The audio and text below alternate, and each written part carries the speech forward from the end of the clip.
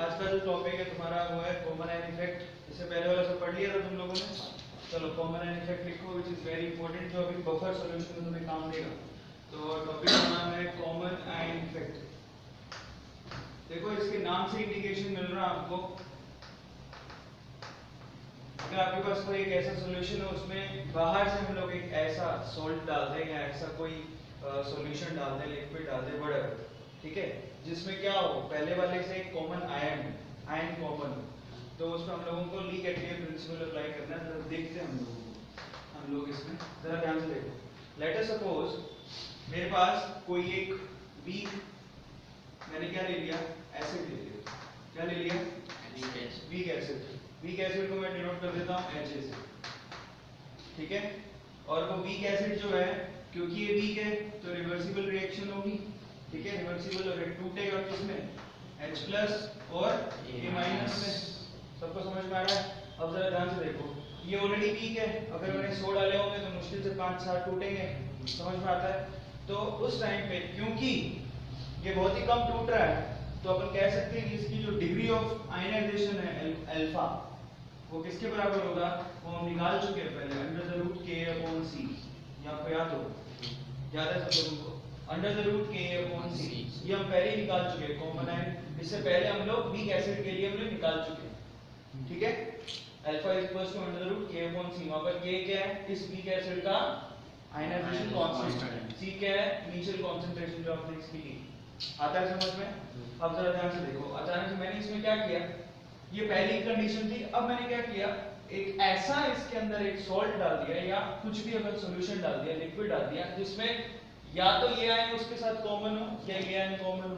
जैसे कि हम लोग लेटर सपोज मैंने डाल दिया Ba, ठीक है, और ये एक ऐसा सॉल्ट या कुछ भी लिक्विड है जो मैंने इसके अंदर डाल दिया, तो ये Ba किसमें टूटेगा? दैट इज B प्लस और A माइनस। देखो इनमें कॉमन आयन आ रहे हैं, कौन कौन से? A माइनस दिखाई दे रहा है। और जरा ध्यान से देखो, हमने क्या चीज बढ़ा दी, जैसे इसके डाल दिया तो हमने प्रोडक्ट बढ़ा दिया, दिखाई देता है। अब इसमें हम अगर ली कैटलियर प्रिंसिपल लगाएं, ली कैटलियर प्रिंसिपल लगाएं, तो ली कैटलियर प्रिंसिपल क्या कहता है? अगर आप प्रोडक्ट बढ़ा दो तो बेसिकली रिएक्शन किस तरफ जाती है? बैकवर्ड। आता है समझ में? तो ये रिएक्शन कहां जाएगी? बैकवर्ड। आता है समझ में? तो क्या प्रॉब्लम आ गई, जैसे आपने ये ऐसा सॉल्ट डाला जिसमें एक कॉमन आयन आ रहा है, तो ये पहले तो 100 में से 5 ही टूट रहे थे, जैसे आपने डाल दिया तो ये और कम टूटेंगे, मतलब ये जो 5 जो टूटे थे उसमें भी 2-4 टूट के वापस इधर चले गए। आता है समझ में? तो डिग्री ऑफ आयनाइजेशन उसकी और कम हो गई। समझ में आ रहा है? क्लियर हो गया ये? तो जरा ध्यान से देखो, उसी को हमें कैलकुलेट करना है कि टोटल जो डिग्री ऑफ आयनाइजेशन है हमारी, क्या चीज? डिग्री ऑफ आयनाइजेशन जो रिड्यूस हुई है हमारी, डिग्री ऑफ आयनाइजेशन जो हमारा रिड्यूस हुआ है उसी को हमें निकालना है। वो नया डिग्री ऑफ आयनाइजेशन जो है न्यू, वो हम उसको क्या मान लेते हैं? Alpha dash. क्या मान लिया? Alpha dash. पुराना वाला कितना था? अल्फा। आता है समझ में? क्योंकि अब और कम टूटेगा तो उसको हमने अल्फा डैश मान लिया। क्लियर हो गया? क्या मान लिया? Alpha dash. वही हमें कैलकुलेट करना है। क्लियर है? तो चलो जरा ध्यान से देखो, बड़ा आसान सा काम है, कुछ नहीं। देखो सबसे पहले मैंने ये सॉल्ट डाला था, जिसमें एक एग्जांपल और लेता हूं उसको और क्लियर करने के लिए। जैसे कि एक वीक एसिड हमारे पास कौन सा होता है? CH3COOH। समझ में आता है? ठीक है। और इसके अंदर मैं एक ऐसा सॉल्ट डाल रहा हूं, इसके अंदर मैं एक ऐसा सॉल्ट डाल रहा हूं जो जिसमें क्या होगा, कोई ना कोई एक आयन कॉमन होगा उसके साथ। समझ में आता है? या ये। तो देखो कौन सा सॉल्ट डाल रहा हूं? CH3COONE, सोडियम एसिटेट डाल दिया। समझ में आता है? तो ये तुम्हारे पास क्या हो गया? वीक एसिड, और ये ऐसा कोई उससे एक कॉमन सॉल्ट डाल दिया, जिससे क्या कर रहा है? एक कॉमन आयन मैच कर रहा है इन दोनों। CH3COO, यहाँ पर भी क्या है? CH3COO। ये डाल देंगे तो प्रॉब्लम क्या होगी? ये पहले बहुत कम टूट रहा था, अब और कम टूटेगा।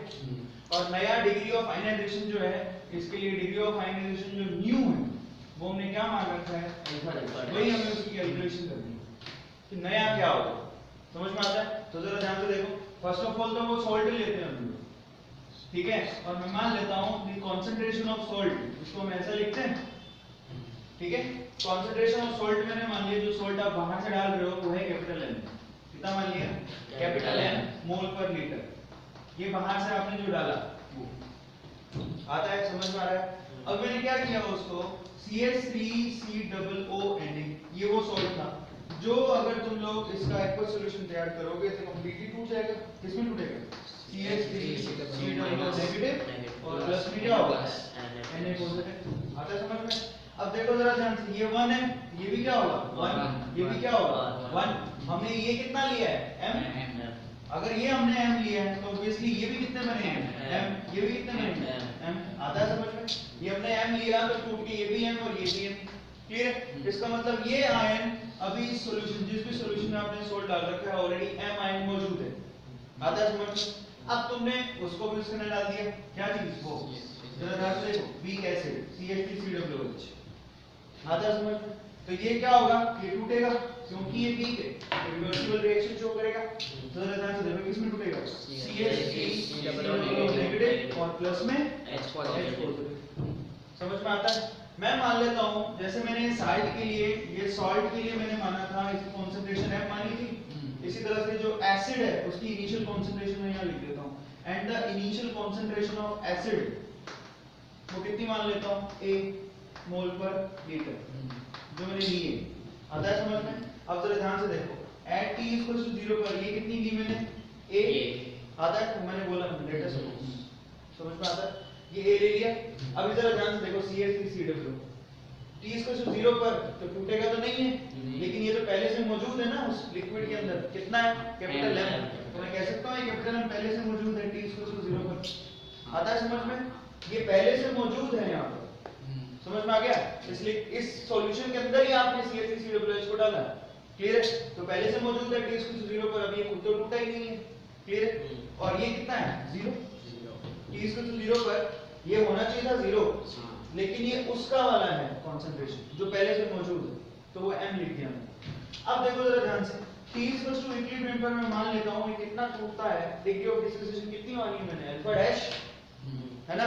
तो ये A में से कितना टूटेगा, A अल्फा डैश। याद पड़ा। C में से कितना टूटता था जब C मानते थे, C minus C alpha dash. समझ में आता है। अब ये कितना टूट रहा है, A में से A अल्फा डैश। समझ में हो गया। अब ये इतना टूटा है तो ये उतना ही बनेगा, ये भी उतना ही बनेगा। ये ऑलरेडी m मौजूद है तो टोटल कितना हो गया m plus A alpha dash. ये इतना टूटा तो ये उतना ही बनेगा, m पहले से मौजूद है तो m प्लस क्या हो गया A अल्फा डैश। ये भी कितना बनेगा A अल्फा डैश। आता है समझ। अब देखो जरा ध्यान से, लीक एडिटिव प्रिंसिपल के हिसाब से क्या हो रहा है, ये बहुत ही कम टूटेगा। ये तो ऑलरेडी वीक था, बहुत ही कम टूट रहा था, लेकिन कॉमन आयन इफेक्ट की वजह से, इसी को बोलते हैं कॉमन आयन इफेक्ट। जरा ध्यान से देखना, कॉमन आयन हो गया ना, इसकी वजह से इफेक्ट क्या पड़ रहा है, ये और कम टूट रहा है, रिवर्स डायरेक्शन में जा रहा है। आता है समझ में। तो बहुत ही कम टूटेगा, तो मैं कह सकता हूं ये नेग्लिजिबल। ये कितना है, ये तो ऑलरेडी कम था, ये और कम टूटेगा। जहां 5 टूट रहे थे 100 में से, अब ये 1 या 2 टूटेगा। तो ये जो क्वांटिटी है बहुत ही ज्यादा नेग्लिजिबल है। समझ में आता है। तो मैं इसके हिसाब से इसको क्या बोल सकता हूं, अगर ये बहुत ज्यादा नेग्लिजिबल है तो ये ऑलमोस्ट इक्वल्स टू A मान सकता हूं, क्योंकि ये तो बहुत छोटी है। समझ में आता है। A मान ले हम। इसी तरह से ये भी बहुत छोटी है तो इसको ऑलमोस्ट इक्वल्स टू क्या मान ले, M, क्योंकि ये बहुत छोटी है उसके मुकाबले। जोड़ भी देंगे तो कुछ फर्क नहीं पड़ेगा। समझ में आता है। ये भी बहुत छोटा है, घटा भी देंगे तो कुछ फर्क नहीं पड़ेगा। आता है समझ में। क्योंकि अल्फा की वैल्यू बहुत, अल्फा डैश की वैल्यू बहुत ही कम है। आता है। अब मैं ये जो केमिकल रिएक्शन लिखा हुआ है इसके लिए हम लोग क्या कर रहे हैं, आयनाइजेशन कांस्टेंट ढूंढते हैं। ये एसिड था तो मैं बोल देता हूं K, आयनाइजेशन कांस्टेंट क्या बोलेंगे Ka। आता है समझ। which is equals to, जरा ध्यान से देखना किस किस की कंसंट्रेशन लोगे, the concentration of CH3COOH, CH3COO minus and the concentration of H plus। इन दोनों का कंसंट्रेशन लेना है, एक तो लेना है CH3COO माइनस का और एक किसका लेना है H plus का, divide by the concentration of CH3COO। आता है समझ में। सबकी कंसंट्रेशन रख दूं तो रखते हैं, जरा ध्यान से देखिए इसको। CH3COO माइनस की कंसंट्रेशन कितनी है, ऑलमोस्ट कैपिटल M, दिखाई देता है। H plus का कंसंट्रेशन कितना है, ये अल्फा डैश। आता है समझ में। और यहाँ पर इसकी कंसंट्रेशन कितनी है, ऑलमोस्ट A। आता है समझ में। ये A से A कैंसिल हो गया, ये A से A कैंसिल हो गया, यहाँ से के ए किसके बराबर हो गया, एम अल्फा डैश। समझ में आ रहा है, इनमें से हमें क्या निकालना था, देन फाइनली अल्फा डैश का वैल्यू कितना आ गया, अल्फा डैश यानी कि नया डिग्री ऑफ आयनाइजेशन है, उसी की वैल्यू निकालनी थी, तो किसके बराबर आ गया, के ए बाय एम, वेरी इंपॉर्टेंट, के ए अपॉन एम। आया समझ में? तो दोबारा समझा देता हूँ डिग्री ऑफ आयनाइजेशन क्या है, जरा गौर से फिर से चेक करो आराम से तसल्ली से। देखो कॉमन आयन इफेक्ट क्या है, बेसिकली कॉमन आयन इफेक्ट का मतलब ये है कि हम लोग किसी भी एसिड में अगर एक ऐसा सॉल्ट डाल दे जिसमें एक आयन कॉमन, तो ली कैटलिव प्रिंसिपल के हिसाब से हमने क्या चीज बढ़ा दी, प्रोडक्ट। तो प्रोडक्ट बढ़ा दिया, तो ली कैटलिव प्रिंसिपल के हिसाब से जब कोई चीज अब इस तरफ की कोई चीज बढ़ाओ तो उसको बैलेंस करने के लिए वो किस तरफ जाता है, बैकवर्ड। तो पहले ही कम टूट रहा था वो कम टूटेगा, आता है समझ में? तो पहले इसकी डिग्री ऑफ आयनाइजेशन कितनी थी, अल्फा, जब हमने नहीं डाला था तब, तो उसको हम कहते थे alpha is equal to under the root K by C. ये के तो चेंज होता नहीं है, अगर हम शिफ्ट हम करें टेंपरेचर के हिसाब से चेंज होता है, ठीक है? यहाँ पे भी हमने के ही है, यहाँ पे भी हमने के ही लिया है, जरा चेक करो क्योंकि वो सेम ही सॉल्ट हो, क्लियर? तो उसी का एग्जांपल ले लिया हमने। अब जरा ध्यान से देखो, अब मैंने इसके अंदर कॉमन सॉल्ट डाल दिया Pa, तो किस किस में टूटा, B प्लस और A माइनस, ये A माइनस इन दोनों में कॉमन हो गया, तो ये और कम टूटेगा, रिवर्स में जाएगा, समझ में आ गया? तो इसका डिग्री ऑफ आयनाइजेशन जो नया है हमने मान लिया अल्फा डैश, जो कि अल्फा से कम होगा, ठीक है? अब उसी की हमें कैलकुलेशन करनी है, जिसमें एक सेम एग्जांपल मैंने यहाँ ले लिया, क्या लिया, CH3COOH वीक एसिड, उससे related salt CH3COO and Na, clear है? ये सॉल्ट ले लिया। जब हमने सॉल्ट लिया तो उसकी कंसंट्रेशन मैंने कितनी मान ली, कैपिटल M, ठीक है? और मैंने एसिड की कंसंट्रेशन कितनी मान ली, स्मॉल m, आता है समझ में? तो जब ये टूटा, ये M हुआ, तो ये भी कितने हुए, M, ये भी कितने हुए, M। CH3COOH की कंसंट्रेशन कितनी मानी है मैंने, A, T इसका 0 पर, ये तो A है लेकिन ये पहले से ही मौजूद है, तो ये कितना हुआ, M, और वो 0। और जैसे ही अगर आप इक्विलिब्रियम स्टेट आएगा तो अल्फा डैश इसका क्या है, डिग्री ऑफ आयनाइजेशन नया वाला, तो A में से कितना टूटेगा, A अल्फा डैश, ये कितना बनेगा, A अल्फा डैश, और पहले से M मौजूद है तो कितना हुआ, M plus A alpha dash, ये भी कितना हुआ, A अल्फा डैश। तो अब ये A अल्फा डैश बहुत कम है अकॉर्डिंग टू ली कैटलिव प्रिंसिपल, आता है समझ में? डिग्री ऑफ आयनाइजेशन बहुत कम है, पहले ही 100 में से 5 ही टूट रहे थे, ऊपर से आपने कॉमन आयन डाल दिया तो और कम हो गया, तो ये टर्म को मैं नेग्लिजिबल मान सकता हूं। तो A में अगर इसमें से घटा भी दूं फर्क भी पड़ेगा A पर, तो A लिख दिया। इसी तरह से इस M पे भी फर्क नहीं पड़ेगा, तो M लिख दिया। आपको ये मानना है चलेगा, कोई प्रॉब्लम नहीं है, जितने भी क्वेश्चंस होंगे। और ये कितने होंगे, अल्फा डैश। अभी हम इसके लिए K की वैल्यू निकालनी है, K तो दोनों सॉल्यूशन पे सेम ही होगा, चाहे पहले हो चाहे बाद में। K की वैल्यू क्या होगी, ये कंसंट्रेशन इनकी वैल्यू रख दी। फाइनली अल्फा डैश जो नया हमारे पास डिग्री ऑफ आयनाइजेशन है अल्फा डैश, वो क्या है, K/M। K क्या है यहाँ पर, वीक एसिड का इक्विलिब्रियम कांस्टेंट या फिर आयनिक आयनाइजेशन कांस्टेंट। कैपिटल M क्या है, जो कॉमन आयन वाला सॉल्ट आपने डाला उसका कंसंट्रेशन, आता है समझ में? कॉमन आयन का सॉल्ट लिया उसका कंसंट्रेशन हमने M माना, तो नया डिग्री ऑफ आयनाइजेशन कैसे निकलेगा, K को M से भाग दे दो, सिंपल आंसर आ जाएगा, क्लियर है? ये अजम्पशन आपको अभी मैं बफर सॉल्यूशन पढ़ाऊंगा उसमें भी ऐसा ही मानना, क्लियर हो गया? बड़ा आसान सा काम है, समझ में नहीं आया तो दोबारा पूछ लो। आ गया सबको? सर वो Na+ का कंसंट्रेशन नहीं लेने का, कौन सा वाला, वो ऊपर वाला रिएक्शन जो CH3COO, बेटा उसकी क्या जरूरत है, हमें तो इसके लिए हमें K निकालना है। K किसके लिए निकालते हैं, जो एसिड है वीक एसिड उसके लिए हम निकालते हैं, उसकी तो मतलब नहीं है ना हमें, आता है समझ में? हमने इसके लिए निकालना है तो सिर्फ इसकी कंसंट्रेशन, जो यहाँ से आयन मिल रहे हैं उनकी कंसंट्रेशन, आता है समझ में? चलो फटाफट से उतार दो शाबाश। इसको बोलते हैं कॉमन आयन इफेक्ट, ठीक है? मैं थोड़ा सा नीचे एक नोट भी लगा देता हूँ, वो तो मैं एट द एंड लिखना है, ये सब लिखने के बाद, ठीक है?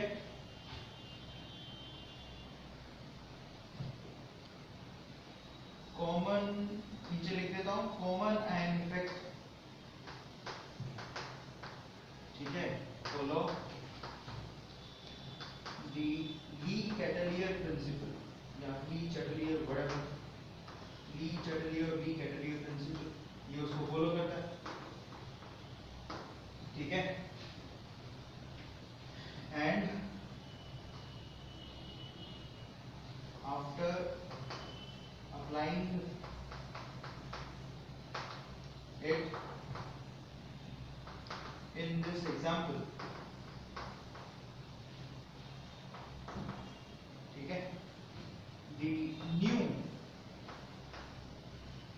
degree of